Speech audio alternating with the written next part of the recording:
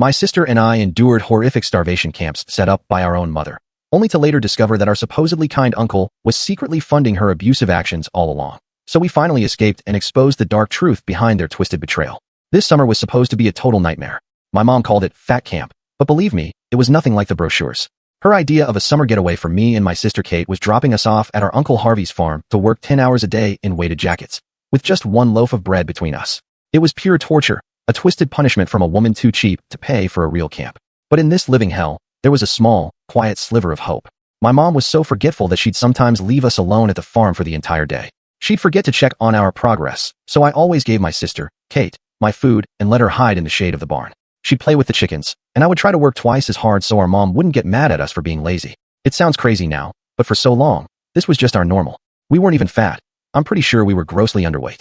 My mom never let us near a scale, but I knew it wasn't normal for our bones to poke out or for us to feel dizzy every time we stood up. As I got a little older, I started noticing things. Every summer, I'd see Uncle Harvey slip my mom a wad of cash, about $5,000, and thank her for managing the farm. This was the same Uncle Harvey who was totally different from our mom. He was the kind of guy who would give us lollipops, hold his arms out, and yell, "Where are my girls?" before squeezing us in a tight hug until we were both laughing uncontrollably. When I turned 11, I started getting suspicious. We were homeschooled, so all my information about the outside world came from my mother.